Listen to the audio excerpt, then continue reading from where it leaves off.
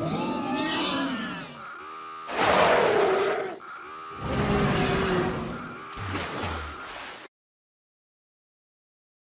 is up, cool kids? I'm Cool Trainer Gavin, and welcome to the start of week 3 of the GPL. This week we are going up against CubowaK and the LA Kingdras. CubowaK's team is pretty scary. His OU picks are, actually pretty much all of his picks are super useful. So let's just break down his team. He's got Mimikyu, Mega Tyranitar, Rotom Wash, Alolan Marowak, Stakataka, Lucario, Dhelmise, Salazzle, Meloetta, Guzzlord, and Vanillix and Sceptile. Also, real quick announcement. In between last week and this week, I made a trade. So I did trade Mamoswine for Kyurem. I'm going to talk about that really quick before I get into the team too much. So this is my entire draft team here. So I decided to get Kyurem because looking at stats, it's the same base attack stat as Mamoswine does. But it gets us another typing in Dragon. Dragon's just a nice typing to have because it just seems to make people prep more for it. And to be honest, the entire reason I drafted Mamoswine anyway was it was my last pick in UU, and I did not have a Tapu Koko answer yet. So I needed to just get something, because I knew that I wanted Donphan, which I obviously did end up getting.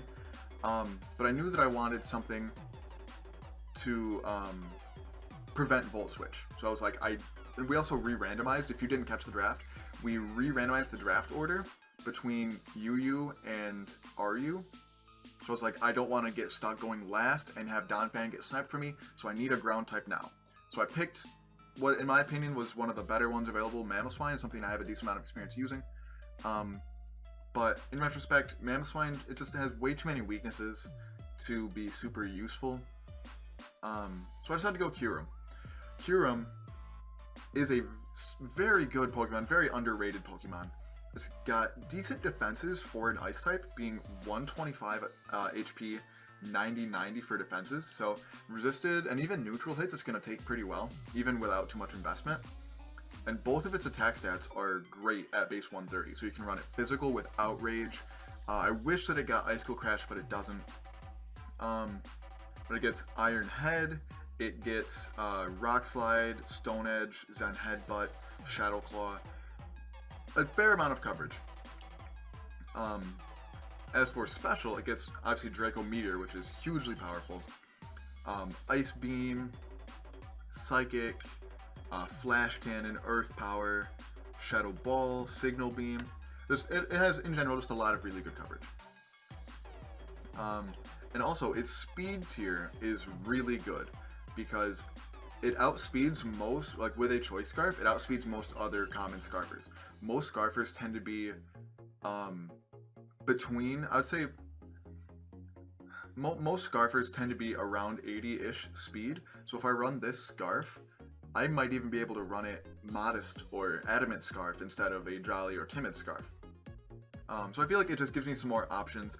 I do lose priority because this does not get Ice Shard, and I also lose an Electric Immunity and a Stealth Rocker. So those are some things that kind of had me on the fence, but I mean, I've already got 1, 2, 3 Stealth Rockers, another source of hazards in Garbodor, even though he's behind my face there, but he's there.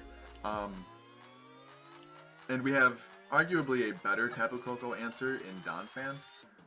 So I'm generally very happy with having Kyurem over Mamoswine. Not that I don't love Mamoswine, because I do, but yeah. Anywho, back to the team for this week. First thing I noticed about CubowaK's team, he's very ground weak.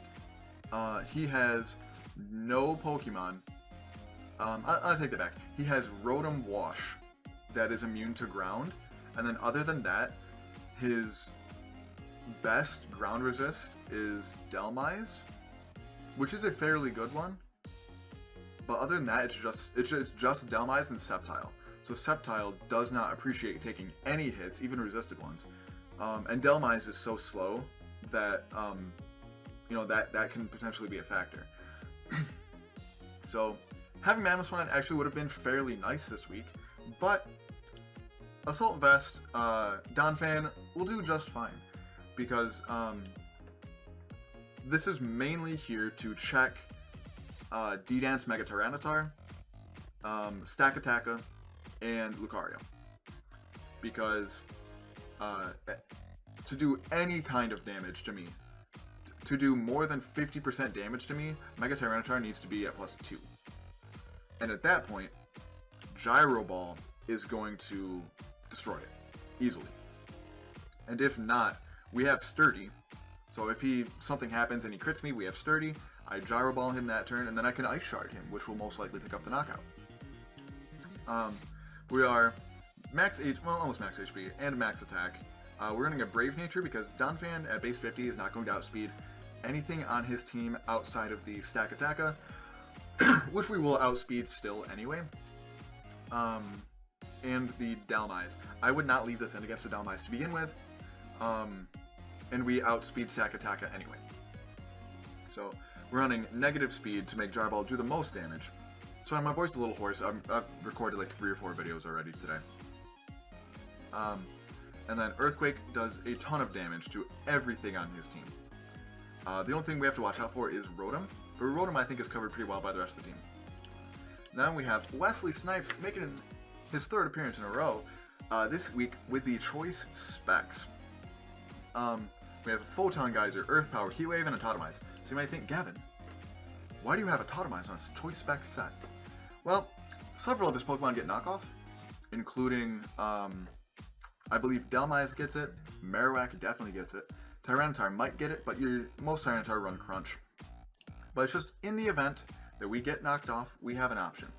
And nothing else really hit his team much harder anyway, outside of maybe a Brick Break for Mega Tyranitar, but I wouldn't leave this in against Mega Tyranitar anyway, unless I absolutely had to click Earth Power. And even then, Specs Earth Power from a modest modest Necrozma, does a decent amount of damage to Mega Tyranitar. But this is just here to hit things super hard. Photon Geyser is really nice because it ignores Mimikyu's Disguise ability. So, if he sends in his Mimikyu against my Necrozma and thinks I'm going to switch, I can just Photon Geyser through him as he Swords Dances up. So he can Swords Dance, and we will live a +2 Shadow Claw because of our Prism Armor ability and max HP.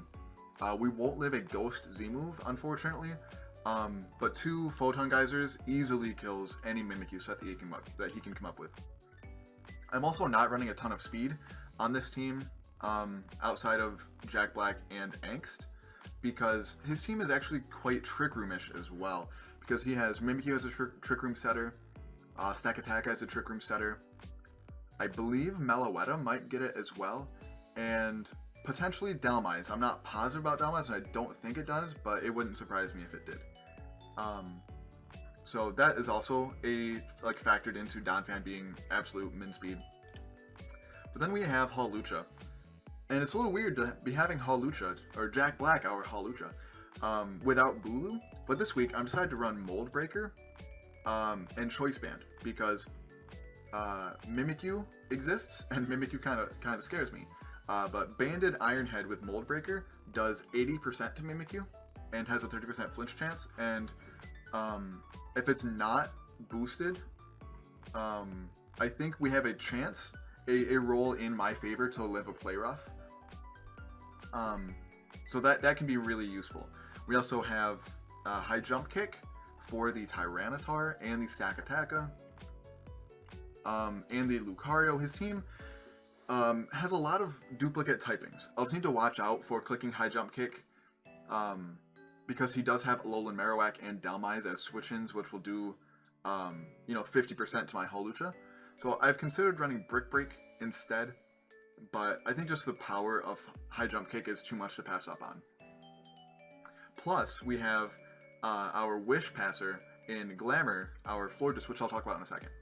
We also have Rock Slide for the Salazzle, which we do outspeed no matter what because we are Jolly, and we have one more base point in speed than it does. It's also there for the Vanillux, which we do also outspeed unless it is Choice Scarfed. And U-turn, just for generic, switching, getting some damage off so we can reset our choice move. And then we have Glamour, our Florges, making her first appearance on the squad. I'd never realized this until I was making this set. Both of Florges' abilities do nothing in singles. Kind of a bummer, but Florges is quite bulky. This is almost exactly the same set as we ran on Mantine last week. The only exception is Florges is more specially bulky than Mantine is, but a little bit less physically bulky, so I think I might dial this down a little bit more even. But we have Aromatherapy to prevent statuses from the Marowak, because Marowak does commonly run Will-O-Wisp. Toxics from the Salazzle. Potential freezes, like we got last week, from the Vanillux. And just general, any sleeps, any things like that that might come our way. We have Aromatherapy for. We have Moonblast, which even uninvested hits Mega Tyranitar reasonably hard. Meanwhile, it does not OHKO us at +1 with anything. So that's really nice to have. It's also just there to, give Guzzlord some pause for thought. Because even uninvested, that does so much damage to Guzzlord. And just generally just there to pick up chip damage. But the big selling point on Florges is Wish Passing. So, if we miss a high jump kick, we can switch out Hawlucha.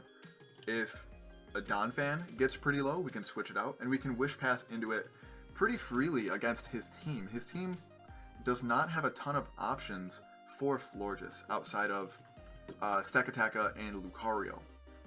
But even then, if he's running Special Lucario, which makes more sense for his team because he does have a lot of physical power, and he also has a physical Steel type in Stakataka, so I think it would make more sense for his team to run a Special Lucario.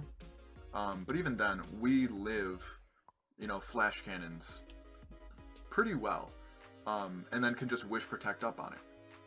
And we can Wish Pass to a lot of members of this team pretty freely, and get them back out to where they need to be.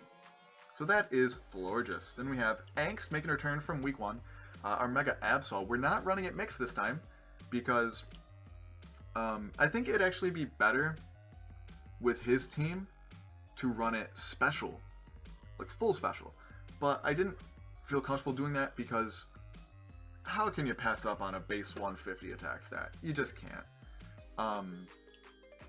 This week we are running Superpower for the Mega Tyranitar, and the Lucario, and the Stakataka, and the Vanillux, and the Guzzlord. These teams quite fighting weak. Running Knockoff just for utility, Sucker Punch for any random Scarfers, and then X-Scissor for the Sceptile. Did I have another reason for that? Meloetta, I guess. Absol's coverage isn't phenomenal. I thought about running HP Fighting, but there's, never a reason to do that. I thought about running HP Fairy. I think I checked that out for last week's battle, potentially to run it, but HP Fairy doesn't exist. Could potentially run Mega Horn, but I don't want to risk the miss. Play Rough could be kind of useful, but Superpower does the same thing but better for Mega Tyranitar. Just in general, X-Scissor just gives us some decent coverage. I could potentially run Will-O-Wisp. I think I am gonna run Will-O-Wisp actually, because Knockoff into Sucker Punch kills Sceptile anyway. But yeah, so I think Will-O-Wisp is actually pretty decent to have because we're gonna outspeed most things. And then if we burn the Tyranitar, if we burn the Stakataka, they become a lot less useful. So that'll be Mega Absol. And then finally we have me, the Garbodor. I love this name. We're running, once again, full Spadef. Is it the exact same set? Not quite. Full Spadef, just because I am slightly worried about the Salazzle as well as the Special Lucario, and potentially the Vanillux as well. But we have Clear Smog to prevent any setup. If, Tyranitar thinks it can set up on me, we do live anything but an Earthquake. And then can Clear Smog it, or we can just Drain Punch it as well. That's also there for Tyranitar, as well as Stakataka, because we will always outspeed Stakataka. Why am I neg speed?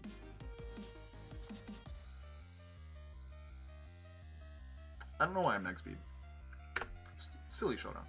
Probably Soul Clear Smog would do more damage, but that's there for utility, not damage. Drain Punch is there for, like I said, for Tyranitar, for Stack Attacka, just to get some HP back as well. And then Spikes and Toxic Spikes just to make him have to shuffle around his Pokemon, because he does not have the best options for hazard removal. He has Rotom Wash for Defog, he has Dhelmise for Rapid Spin, and I believe, looking at his team, I believe that's it. Rotom Wash is a very good defogger, especially against my team. So if he does bring Rotom Wash, I'm going to assume that it is defog. But the Toxic Spikes are really nice because it lets us put Mimikyu on a timer without having to break its disguise. It puts Tyranitar, especially if we can get 2 layers up, it puts Tyranitar at a huge disadvantage. And it'll allow us to more easily predict when Salazzle will come in, because obviously Poison type comes in, takes away Toxic Spikes, and the Spike's just there for general damage. So, I'm really happy with this team. I think our matchup is a little bit worse than it was last week, but I still do feel that we had a pretty decent matchup against his team. I think Donphan is going to be the MVP of this game. Everything, like all of his major threats outside of Rotom are weak to Donphan, especially Assault Vest Donphan. So, that's it. That's pretty much it. Let me know what you guys think down below. Keep an eye out for the battle coming out tomorrow. As well as go check out CubowaK's channel. Pretty quality content over there, if I do say so. Really entertaining stuff. Keep up the good work, man. If you watch this video, keep up the good work. Thank you very much for watching. If you enjoyed this video as much as I did, please, please, please like and or subscribe. Follow me on Twitter and Twitch at CoolTrainerGav. And until next time, smile later.